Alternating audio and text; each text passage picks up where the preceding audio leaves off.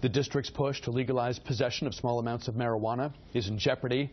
Language in the trillion-dollar omnibus spending bill now making its way through Congress includes a provision invalidating the city's pot referendum. 70% of district residents approved that ballot question in November, but what happens now?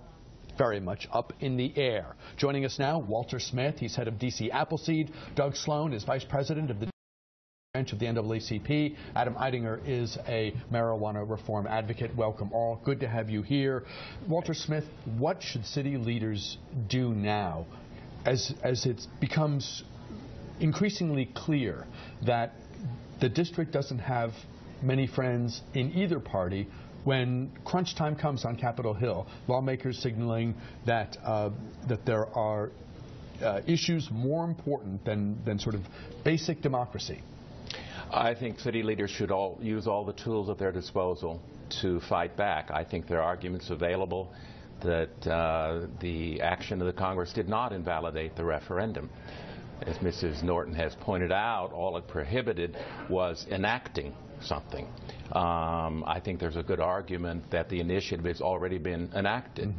I also think there's a good argument that all this bill does is keep us from spending funds in this bill.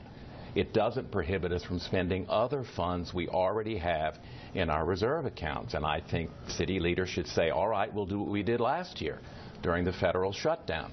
We're going to use our reserve funds to forward democracy here in the city. So it could be that the district catches a lucky break and that Congress worded the provision imprecisely and that maybe there's an opportunity to do what the city would prefer to do, despite an attempt by at least some in Congress to have the future be otherwise. But let's not miss the big moment. And we'll come back and we'll talk about the wording and whether there's an interpretation there along the lines of what Congresswoman Norton has suggested that at the end of the day results in the status quo. This is a kick in the teeth for the district, is it not? Are you angry or are you not? Well, no, because it's not a surprise. I think the district has to continually use its tools to fight for democracy. I think long since passed the day when we can sit back and expect Congress to say, here, have some democracy. I think we have to do everything we can to use our own initiative and creativity to create democracy. Doug Sloan? I'm in agreement with Walter, and this really obviously comes down to an issue of self-determination in the District of Columbia.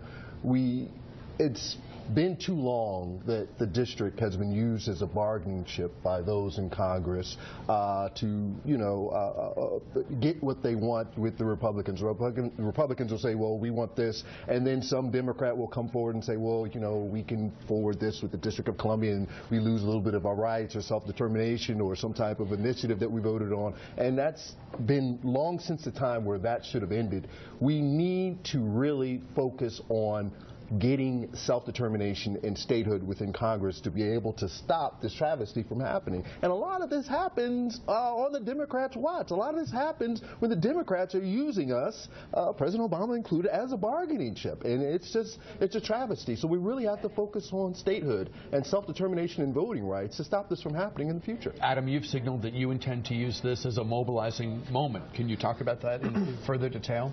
Yeah, I mean, I'm the proposer of the initiative, and from my perspective, I agree with both of you that the initiative has not been overturned. What they've taken away is our ability to write new laws, additional marijuana reform laws. They've taken away the tool of legislating that, and in the future. So I think that's something we have to fight, and it's not just for the marijuana issue. It's about the abortion issue. They've interfered in the gun issue in the past. They're telling us we can't pay our senators and our representatives a salary. We elect these people, and we can't pay them a salary with our own tax dollars. That's just outrageous.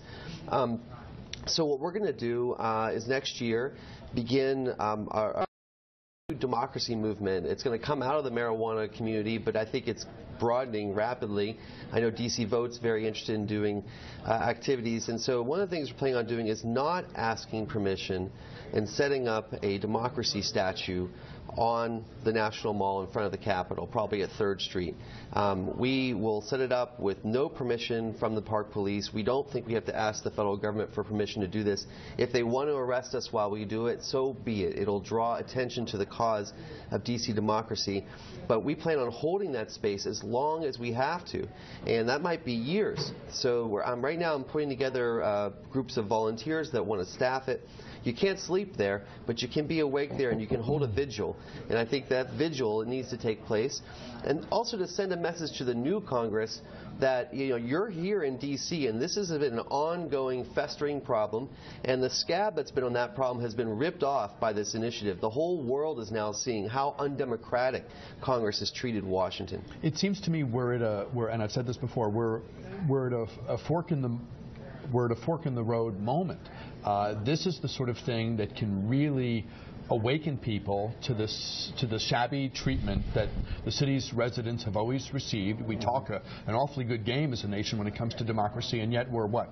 One of 173 nations that chooses to disenfranchise the people who happen to live closest to the Capitol, but those who live a little farther away, well, they're somehow full citizens. I mean, if we weren't so accustomed to it, it would be quite a head scratcher. But I say we're at a fork in the road moment because this could be something that really motivates people to get off the sofa and act.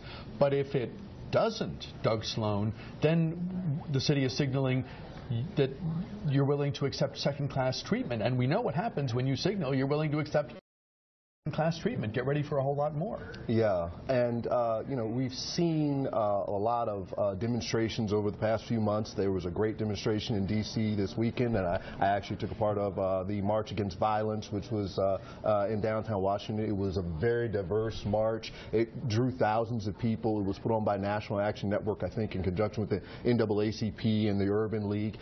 So I think now the time is right to try to move forward with, trying to ensure that the residents of the District of Columbia are no longer used as a bargaining chip in negotiations in the U.S. Congress. And we have to have autonomy and self-determination as citizens in this country. Walter, is there room, is there an opportunity for street heat to advance the cause? Oh, sure. I think we ought to be using everything the three of us are talking about. I think there are legal strategies, I think there are political strategies, I think there are demonstration strategies, and I think we should use all of them. And I hope, as everyone is suggesting here, this actually may present an opportunity. What has happened now may bring us the chance to bring greater visibility to the lack of democracy here in the city, and the more people we can engage in that, the better off we're going to be. Can you talk about why you think the wording may not be the death blow that is the concern? Well, there are two reasons, and I actually have the language here in front of me, so I'll know what I'm talking about. But one is, as we've already mentioned, the thing that's just been passed says, none of the funds contained in this act may be used to enact any law, rule, or regulation to legalize marijuana. All right? So already we have enacted the initiative. So no one is proposing now to enact something. Furthermore, it says none of the funds contained in this act may be used. This did not overturn the initiative. It simply said you can't use any money in this bill to pay for your activities. We have other money. We should use it. Not a lawyer. Won't weigh in. Doug, any quick thoughts before we go to break? I think it's a great idea. I understand that Chairman Mendelson does intend to move forward with implementing this legislation and implementing the initiative, and that's exactly what we need to do. We have to start fighting this fight with different strategies. We have to think outside the box in terms of being able to move the ball forward for D.C. autonomy. Doug, Adam Walter, stand by for just a moment. We have to take a quick break here. We'll come back, though, with more of our conversation with our panel.